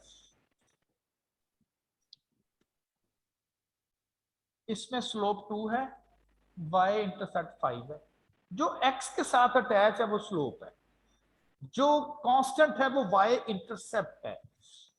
ये नहीं है कि वो इधर ऐसे लिख दे, वो स्लोप 6 है, y इंटरसेप्ट 5 है, पहले ये लिख दे सर तो बाद क्या में ये लिखते हैं, ये कोई फर्क नहीं। वो ऐसे तो नहीं करेगा कि y is equal to x + 5 divided by 10? तो इंटरसेप्ट कितना है? 5/10। सर नहीं, वो पूरी से अगर 10 पे डिवाइड कर दे तो लहदा लहदा कर लेंगे उनको।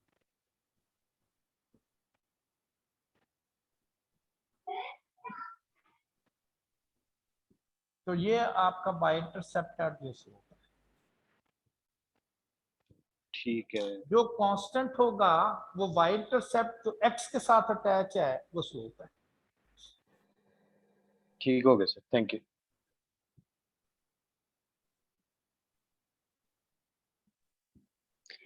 सर मैंने ये पूछना था, एरर फाइंड करने के लिए सिर्फ y में वैल्यू पुट करते हैं या x में वैल्यू पुट करते हैं उसकी? एरर की डेफिनेशन क्या है? Difference of the observed and the fitted value. Fitted values. ये जो फिटेड वैल्यूज है, ये अगर फर्ज करें आपके पास ये आ जाएंगी तो क्या रखेंगे तो ये y हेड आएगा। x x की को रखेंगे कि y का रखेंगे? यस, x x को को रखेंगे, रखेंगे। x को रखेंगे y हेड आ ओके, जाएगा, ये y आ जाएगा। Thank you.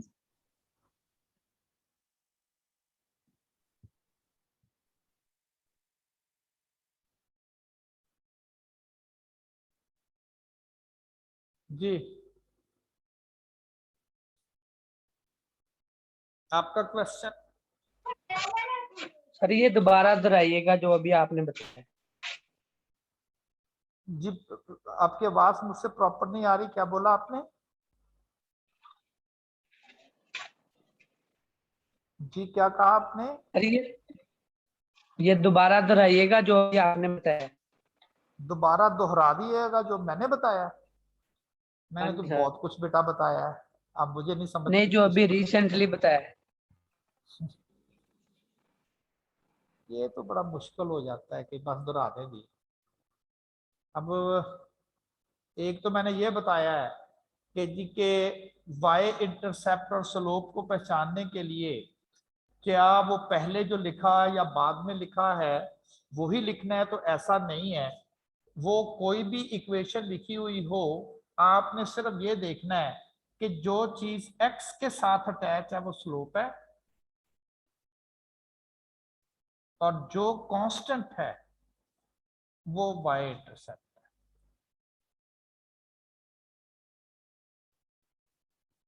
वो उसने इस तरह से लिख दिया हो या उसने इस तरह से लिख दिया हो, तो इंटरसेप्ट तो यही रहेगा और स्लोप यही रहेगी। जो x के साथ अटैच होगी वो स्लोप होगा, जो कांस्टेंट होगा वो y इंटरसेप्ट होगा। चाहे वो पहले लिख दिया जाए चाहे वो बाद में लिख दिया जाए, इससे फर्क नहीं पड़ेगा।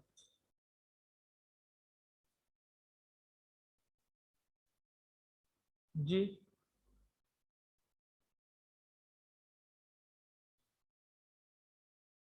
बोलिएगा। जिनके क्वेश्चन के आंसर हो चुके हैं वो हैंड डाउन कर ले। हैंड डाउन भी तो किया करें ना। जिनके क्वेश्चन के आंसर हो चुके हैं या जिन्होंने नहीं पूछना वो हैंड डाउन कर दे।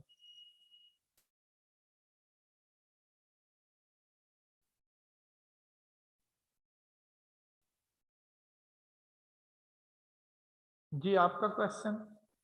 जी अस्सलाम वालेकुम सर। वालेकुम सलाम। सर ये ऐसा तो नहीं ना हो सकता कि जैसे फॉर्मूला है y is equal to a plus b x, तो यहाँ पे दे दे x is equal to a plus b y, equal रखते एक दूसरे को। जी करते हैं जी डिस्कस उसे, बिल्कुल होगा, उसको डिस्कस करते हैं। Okay sir. जी आपका क्वेश्चन। Sir standard error of estimate को एक बार रिपीट कर दें। स्टैंडर्ड एरर ऑफ एस्टिमेट को एक दफा रिपीट कर दें, ठीक है जी। अगर ये अच्छा, आपको ना जीरो के जी ठीक है जी कर देते हैं। अगर ये जी आप सर आप सुबह इंस्टीट्यूट में प्रेजेंट होंगे 11 बजे के बाद मिल रहे हैं आपसे। नहीं, हाँ बस लेक्चर देके इंस्टीट्यूट चले जाएंगे आप? जी लेक्चर देके मैं चला। सर आपका आधा घंटा या 10-15 मिनट मिल सकते हैं सुबह? आप फिजिकल क्लास में आ जाओ। चले मैं आ जाऊंगा सुबह, मैं फिर फिजिकल ले लूंगा आपसे। आप जी ओके, थैंक यू।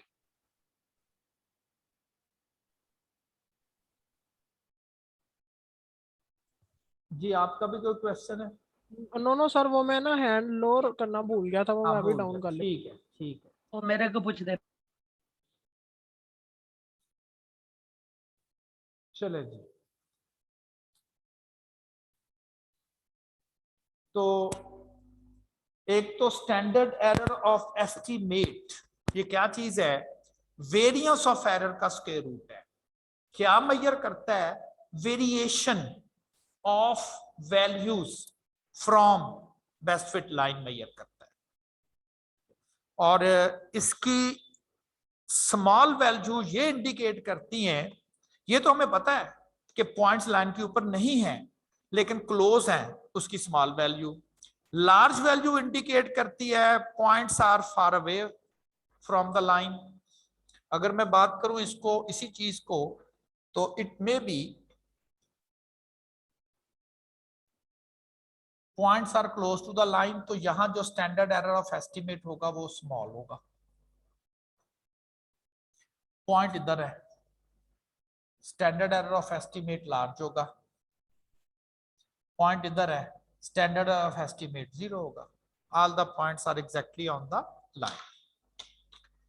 अच्छा, इसमें जो कुछ आपके कोर्स में रिग्रेशन के रेलेवेंस से है वो मैं ज़ाहिर है इस एग्जांपल पे मैं कंप्लीट कर रहा हूं। अब एग्जाम में क्या पूछा, हो सकता है आपसे बेस्ट फिट लाइन पूछ ले, हो सकता है आपसे इंटरप्रिटेशन पूछ ले, स्टैंडर्ड एरर ऑफ एस्टिमेट की कैलकुलेशन पूछ ले, और इट में भी उसकी इंटरप्रिटेशन पूछ ले। ठीक है ना? तो जो जो कुछ है इस टॉपिक के रेलेवेंट वो मैंने इस एग्जांपल पे कंप्लीट करना है। यानी कि आप ऐसा तो नहीं ना कि पूरा चैप्टर में मैं जो कहूँ आप सारा कुछ एग्जाम में वो एक एग्जांपल पर हमसे पूछेगा, तो नहीं। इट मे बी वो सिर्फ ये प्रॉपर्टीज के मतलब पूछ ले, a least square line is always passes through origin no mean of the data. ठीक है ना, इस तरह की चीजें। अच्छा, इसमें अगर आप डेटा नोट करें तो एक जो चीज आपको नजर आ रही है वो ये है कि जो प्रॉफिट है जिसे मैंने वाई कह रहा है, उस प्रॉफिट में आपको वेरिएशन नजर आ रही है। कभी 31, कभी 40, कभी 30, कभी 34, तो वेरिएशन तो है। अगर मैं फर्ज करें आपसे पूछूं कि इस वेरिएशन आने की रीजन क्या है, तो शायद आप फौरन से पहले आंसर करें कि इनकी एडवर्टीजमेंट कॉस्ट जो बदल रही है। एडवर्टीजमेंट कॉस्ट प्रॉफिट को इफेक्ट कर रही है, क्योंकि एडवर्टीजमेंट कॉस्ट बदल रही है तो that's why there is a variation. बिल्कुल सही आपने मुझे एक्सप्लेन कर दिया। इस वेरिएशन की रीजन आपने सही एक्सप्लेन की है, लेकिन शायद इसकी रीजन नहीं आप एक्सप्लेन कर पा रहे, क्योंकि इनका दोनों का 5 ही है। एडवर्टीजमेंट कॉस्ट में चेंज नहीं है, लेकिन वेरिएशन तो फिर भी आ रही है प्रॉफिट में, और इसकी रीजन पता नहीं क्या है। शायद एक चीज भूल गए हम, एरर नहीं है तो इसकी रीजन एरर है, अदर फैक्टर्स है।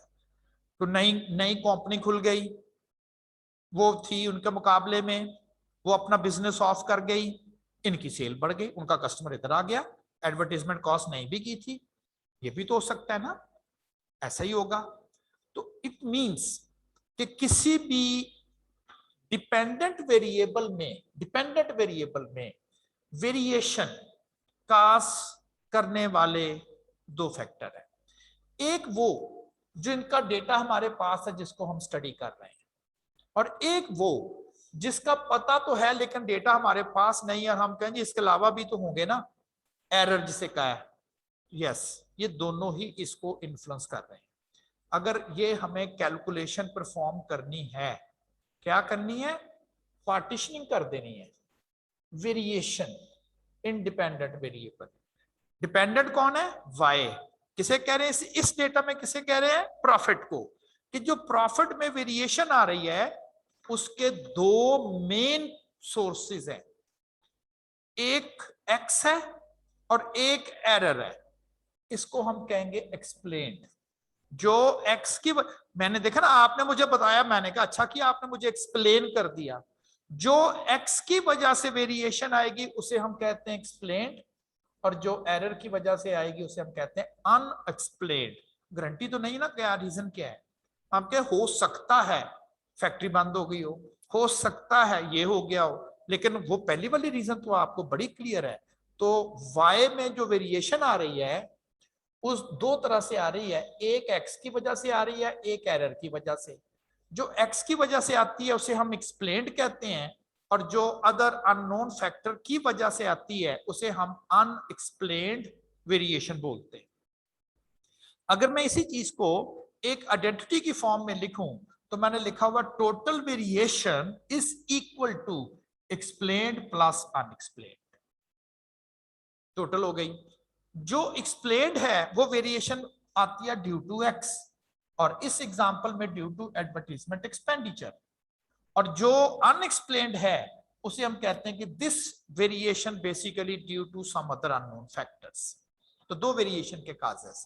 अब एग्जाम में हो सकता है कि आपको कहे examiner calculate the explained variation in the data, यानी कि एक्स की वजह से वेरिएशन कितनी है। मैंने वैसे कैलकुलेट की हुई है और बताऊंगा, और यही हमने पढ़ना है।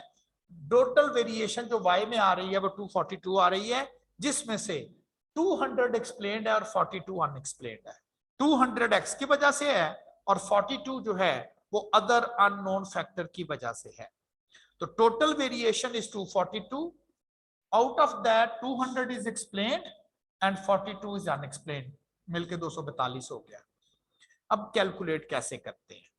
टोटल वेरिएशन डेटा में कैलकुलेट करनी हो, किसमें? y में। तो ये फार्मूला है, n that is the number of values 6n multiply with s square y variance of y values, variance of y values। यहां से आपने y values का वेरिएंस कैलकुलेट कर लेना है, या आपको पता है कि आप डायरेक्ट भी कैलकुलेटर से भी y वैल्यूज का डेटा देके उससे भी उसका वेरिएंस कैलकुलेट कर सकते हैं। तो y वैल्यूज का वेरिएंस कैलकुलेट आपने कर लेना है और यहां पर पुट करके आपने उसकी टोटल वेरिएशन जो है वो कैलकुलेट कर लेनी है। तो टोटल वेरिएशन कैलकुलेट करने का formula number of values multiply with variance of y values, ये आ जाएगा टोटल वेरिएशन। मिल मिला के सारी टोटल बनती कितनी है जी? और इसकी कैलकुलेशन का आंसर आपके पास आ रहा है 242। अब कैलकुलेट करना है इसमें से एक्सप्लेन्ड वेरिएशन कितनी है। ऐसी वेरिएशन जो एक्स की वजह से हो, ऐसी वेरिएशन जो एडवर्टाइजमेंट कॉस्ट की वजह से हो, उसका formula n number of values multiply with slope and multiply with covariance. n b sxy, n b sxy, 6 ये था, 2 ये था, और याद करें कोवेरियंस आपने स्लोप के लिए तो कैलकुलेट किया होगा 16.67, तो 16.67 सबको मल्टीप्लाई करेंगे तो 200 आएगा। तो दो चीजें, टोटल कैलकुलेट कर लिया और एक्सप्लेन्ड कैलकुलेट कर लिया। Total 242, explained 200। अब टोटल में से एक्सप्लेन्ड माइनस कर दें, बाकी अनएक्सप्लेन्ड रह गया 42। टोटल में से एक्सप्लेन्ड माइनस हुआ, बाकी रह गया अनएक्सप्लेन्ड। अगर एग्जामिनर पूछता है आपको हाउ मच वेरिएशन अनएक्सप्लेन्ड, फिर भी आपने ऐसे ही करना है, टोटल कैलकुलेट करेंगे इस फार्मूले से, एक्सप्लेन्ड कैलकुलेट करेंगे इस फार्मूले से, टोटल में से एक्सप्लेन्ड माइनस कर देंगे, जो बाकी बच जाएगा वो अनएक्सप्लेन्ड वेरिएशन रह जाएगी। यानी कि ये वो वेरिएशन है जो अदर फैक्टर्स की वजह से है जिसका हमें पता नहीं है। तो total variation in the dependent variable y इस फार्मूले से 242 और एक्सप्लेन्ड वेरिएशन इस फार्मूले से, अनएक्सप्लेन्ड माइनस करके। एग्जाम में क्वेश्चन आ गया how much variation explained, formula लगाएंगे आप, तो n b sxy, डेटा आपके पास था, वहां से आपने b कैलकुलेट कर लिया, n का पता था, कोवेरियंस आपको कैलकुलेट करना पड़ेगा मैनुअली। अगर आपने कैलकुलेटर से डायरेक्ट भी किया हुआ है तो मैनुअली आ गया ना। फिर इस तरह से आप बता सकते हैं कि डेटा में टोटल वेरिएशन कितनी है, इसमें से कितनी एक्सप्लेन्ड है और कितनी अनएक्सप्लेन्ड है। अब इसी चीज को सिर्फ ये देखना कि वो जो लाइन आपने लगाई हुई है बेस्ट फिट लाइन है, ये तो आपको पता है कितनी बेस्ट है। मैं कहूं कि ये सबसे अच्छा कपड़ा है इस दुकानदार के पास, उसकी क्वालिटी तो चेक करें कितना अच्छा है बेस्ट। आप दुकान पे जाते हो, कहते यार आपके पास सबसे अच्छा कपड़ा है ना, वो दिखाओ, वो अपनी दुकान का सबसे अच्छा कपड़ा दिखाता है आपको। अब आपने उसकी क्वालिटी चेक करनी, ठीक। लाइन आपने बेस्ट फिट लाइन लगाई है, लेकिन वो लाइन कितनी गुड है फिट डेटे पे, कितनी गुड है। आपने कहा जी सबसे अच्छी यही हो सकती थी, उसकी क्वालिटी तो चेक करें। इसे हम कहते हैं गुडनेस ऑफ फिट टेस्ट करना, कि उसकी बेस्ट फिट लाइन की क्वालिटी चेक करना, इसे कहते हैं गुडनेस ऑफ फिट चेक करना। अगर एक्सप्लेन्ड वेरिएशन ज्यादा होगी, अनएक्सप्लेन्ड कम होगी, तो हम कहेंगे that is a good fit line. क्यों? ये वो लाइन है जिसने ज्यादा इंफॉर्मेशन आपको एक्सप्लेन करके बता दी है, बहुत कम अनएक्सप्लेन रह गई। ठीक है, ये लाइन जिस लाइन में एक्सप्लेन्ड वेरिएशन ज्यादा होगी वो ज्यादा बेहतर गुड फिट लाइन होगी, बेस्ट लाइन में गुड फिट होगी, उसकी क्वालिटी चेक कर रहे हैं आप। अब ये कंफ्यूजन है कि 200 में से 242 में से 200 ज्यादा होता है कि कम होता है। आप इसको जरा बनाएंगे परसेंटेज में, 200 को डिवाइड कर देंगे 242 से और ये बनेगा आउट ऑफ 1 मल्टीप्लाई बाय 100, ये कन्वर्ट हो जाएगा परसेंटेज में। कितने परसेंट वेरिएशन एक्सप्लेन्ड है? 200 out of 242 multiply by 100, round about 83%। 83 अगर नंबर की फॉर्म में करें तो 200 वेरिएशन एक्सप्लेन है 242 में से, और अगर परसेंटेज की फॉर्म में करें तो 83% जो वेरिएशन है y में वो एक्सप्लेन्ड है। तो इस कैलकुलेशन को जिसमें हम परसेंटेज की फॉर्म में एक्सप्लेन्ड वेरिएशन कैलकुलेट करते हैं परसेंटेज की फॉर्म में, इसको हम कहते हैं कोएफिशिएंट ऑफ डिटरमिनेशन। लफ्ज भी एग्जामिनर यही लिखता है, कैलकुलेट कोएफिशिएंट ऑफ डिटरमिनेशन, जिससे मुराद होती है कि आपने वेरिएशन कैलकुलेट करनी है एक्सप्लेन्ड परसेंटेज फॉर्म। क्या? Explained variation divided by the total variation multiply by 100, कहते हैं इसको कोएफिशिएंट ऑफ डिटरमिनेशन है। और लिखते वक्त इसको नोटेशन में कैपिटल आर स्क्वायर से लिखते हैं, capital R square which is equal to percentage of explained variation को बोलते हैं। क्या मेजर करता है? Goodness of it. जितना ज्यादा ये होगा इसका मतलब है उतने परसेंट वेरिएशन जो है वो एक्सप्लेन हो चुकी है और उतनी ही लाइन की क्वालिटी बेहतर होगी। कितने परसेंट ये अनएक्सप्लेन्ड है? 17%।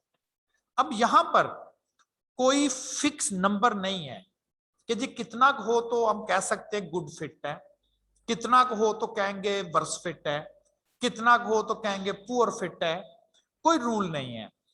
ट्रेडिशनली अगर हमारे पास आर स्क्वायर की वैल्यू ग्रेटर देन और इक्वल टू 80% आ जाती है तो हम कहते हैं that's good fit, not exact fit. Exact तो उसी वक्त होगी जब 100% आएगी, इसमें एरर है। 80% से ऊपर आने का मतलब है एक्सप्लेन्ड वेरिएशन काफी सफिशिएंट अमाउंट में हो रही हैं, अनएक्सप्लेन्ड कोई बहुत ज्यादा नहीं है। इफ इट इज, और इस हिसाब से आप कह सकते हो that is a good fit. तो ज्यादातर तो वो यही क्वेश्चन करता है, या तो वो डायरेक्टिव वर्ड बोल देता है find the value of coefficient of determination, ये तो इसके लिए आपको एक्सप्लेन्ड और टोटल कैलकुलेट करना है। कभी वो इसको इंटरैक्टिव बोलता है how much percent variation has been explained, फिर भी आपको यही काम करना है। और जो बहुत इंपॉर्टेंट है वो इनका सीक्वेंस है। वेरिएशन एक्सप्लेन कौन कर रहा है? एक्स। किस में? वाई में। कितने परसेंट? 83%। बाकी एरर कितने परसेंट? 17%। तो 17% अनएक्सप्लेन्ड है, 83% वेरिएशन एक्सप्लेन्ड है। तो tells us percentage of variation, और importantly independent variable explained by कौन कर रहा है? इंडिपेंडेंट कर रहा है। वो एग्जाम में ना वो इसका सीक्वेंस उलटता है, वो कहता है जी इंडिपेंडेंट में वेरिएशन y ने एक्सप्लेन की है, नहीं x ने एक्सप्लेन की है, ये तो डिपेंड कर रहा है। और इसकी जो मैक्सिमम और मिनिमम वैल्यू है, the value of R square indicates that about 83% variation in profit, क्योंकि y है ना वो profit, is due to advertisement cost जो कि x है, and the remaining are due to some other unknown factors। अगर तो आप परसेंटेज फॉर्म में ना लिखें, जो कि रूटीन में तो परसेंटेज फॉर्म में ही लिखा जाता है, तो फिर आर स्क्वायर की कम से कम वैल्यू 0 और ज्यादा से ज्यादा वैल्यू 1 होगी। कम से कम वैल्यू जीरो कब होगी, जब फर्ज करें 242 हो और इसमें से एक्सप्लेन हो ही कुछ ना, जीरो ही हो सकता है ना, तो फिर जीरो आ जाएगा। और 1 कब आ जाएगा, जब 242 टोटल हो और सारी की सारी एक्सप्लेन ही हो, यही हो सकता है, तो 1 आ जाएगा। परसेंटेज की फॉर्म में 0 या 100, दोनों तरह से क्वेश्चन आए हुए हैं कि वो पूछ लेता है जी कि आर स्क्वायर की मैक्सिमम वैल्यू क्या हो सकती है, तो अगर नंबर्स की फॉर्म में हो तो 1 और अगर परसेंटेज की फॉर्म में हो तो आर स्क्वायर कहते किसको है, कोएफिशिएंट ऑफ डिटर्मिनेशन को। आर स्क्वायर करता क्या है, ये गुडनेस ऑफ फिट मेजर करता है। इसका फार्मूला क्या है, explained variation over total variation into 100, और इसकी कितनी वैल्यू जो है ये इंडिकेट कर रही होती है it is supposed to be a good fit if it is more than 80%। जी कोई क्वेश्चन? जो नोट्स आपको दिए गए हैं उसमें कोई 8 से 9 क्वेश्चन अब इस पोजीशन में हैं कि आप उसको जो है वो सॉल्व कर सकते हैं। 8 से 9 क्वेश्चन, बल्कि सारे ही क्वेश्चन आप सॉल्व कर सकते हैं, सिवाय 2-3 के, बाकी सब आप सॉल्व कर सकते हैं। जी सर एक्सप्लेन्ड वेरिएशन बता दें जरा। एक्सप्लेन्ड वेरिएशन बता दें आपका क्वेश्चन। सर मैंने क्वेश्चन ये करना था कि पॉसिबल है कि explained variation is equal to the unexplained variation, तो इन दोनों में से फिर हम क्या चूज करेंगे कि ये रिलायबल है कि नहीं है?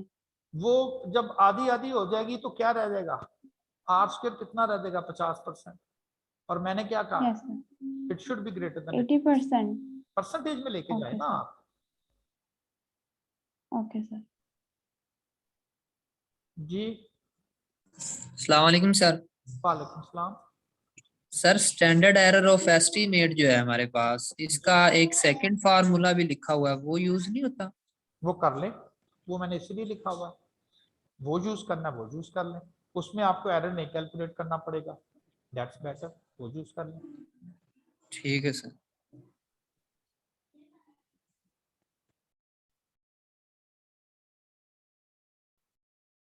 ये आपका क्वेश्चन।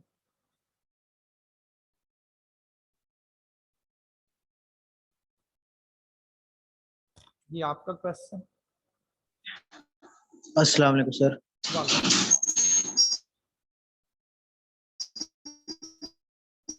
जी बोलिएगा।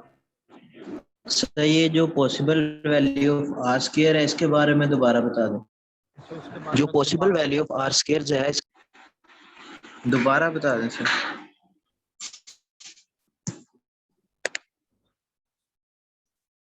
आर स्क्वायर की कम से कम वैल्यू क्या हो सकती है और ज्यादा से ज्यादा वैल्यू क्या हो सकती है? आर स्क्वायर का फार्मूला है एक्सप्लेन्ड ओवर टोटल इनटू 100। हो सकता है एक्सप्लेन्ड वेरिएशन डेटे में आ ही ना रही हो तो जीरो होगी, टोटल जो मर्जी हो आंसर जीरो आ जाएगा। तो कम से कम जीरो, नेगेटिव तो नहीं ना वेरिएशन हो सकती। मैक्सिमम ये हो सकता है कि सब टोटल वेरिएशन थी, सब की सब ही एक्सप्लेन थी, सब पता चल गया है, तो फिर 100%। तो आर की कम से कम वैल्यू जीरो और ज्यादा से ज्यादा वैल्यू परसेंटेज में 100%। जितनी आर स्क्वायर की वैल्यू ज्यादा होगी इसका मतलब है दैट इज गुड फिट, और मैंने कहा as a rule of thumb more than 80% value indicates that is a good fit to the data. जी अस्सलाम वालेकुम सर। वालेकुम सलाम।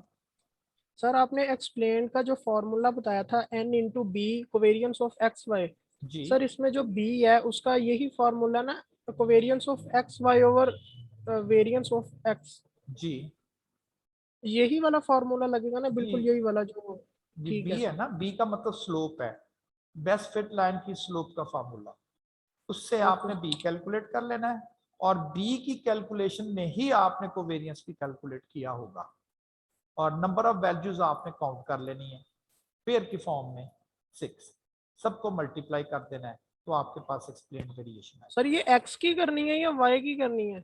तकरीबन सेम होगी, ठीक है सर। वो पेयर फॉर्म में होती है। रिग्रेशन में जो वैल्यूज होती हैं वो एक पेयर को एक वैल्यू लेते हैं, उसको आप 6 वैल्यूज कहेंगे, 12 नहीं कहेंगे, तो पेयर Okay, फॉर्म sir. में होती हैं, तो आप इसे पेयर समझें। Thank you.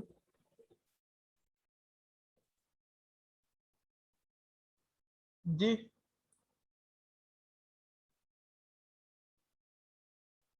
जी आपका सर क्वेश्चन। टोटल वेरिएशन में, सर टोटल वेरिएशन में एक्स एस स्क्वायर क्या है?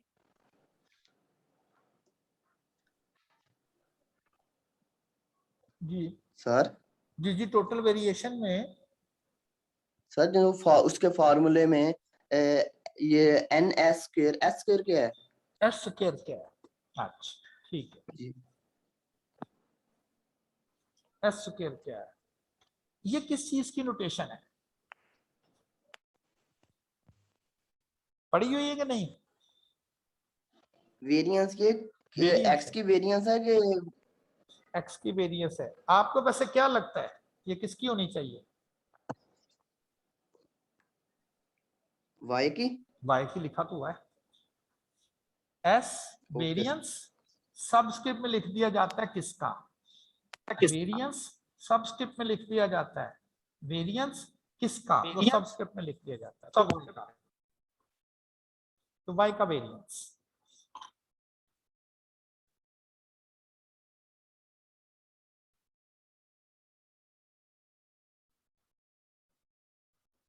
जी आपका क्वेश्चन। सर मैंने पूछना था कि ये पॉसिबिलिटी है कि दोनों ही एक्सप्लेन जो है और जो अनएक्सप्लेन्ड है वो जी। दोनों ही लाई कर जाए लाइन पे और वो 100% आ जाए। एक्सप्लेन्ड और अनएक्सप्लेन्ड क्या हो? सर एक्सप्लेन्ड और अनएक्सप्लेन्ड दोनों इक्वल हो जाए और उसकी जो परसेंटेज है डिटर्मिनेशन वो 100 आ जाए लाइन 100 की बेटा किसी की। उस वक्त आएगी, 100 उस वक्त आएगी जब सारी वेरिएशन एक्सप्लेन्ड हो जाएगी, तो अनएक्सप्लेन्ड तो 0 हो जाएगा, फिर बराबर कैसे हो सकता है? अगर टोटल आपके ओके पास फर्ज करें टोटल वेरिएशन आपके पास 200 है, एक्सप्लेन्ड वेरिएशन इसमें 100 है, अनएक्सप्लेन्ड इसमें बाकी बचेगा 100 है, आप अगर उसका परसेंटेज निकालेंगे तो वो 50% बनेगा। अगर एक्सप्लेन्ड 120 हो गया तो ये 80 रह जाएगा, अगर एक्सप्लेन्ड 180 हो गया तो ये 20 रह जाएगा, अगर एक्सप्लेन्ड 200 हो गया तो ये 0 रह जाएगा।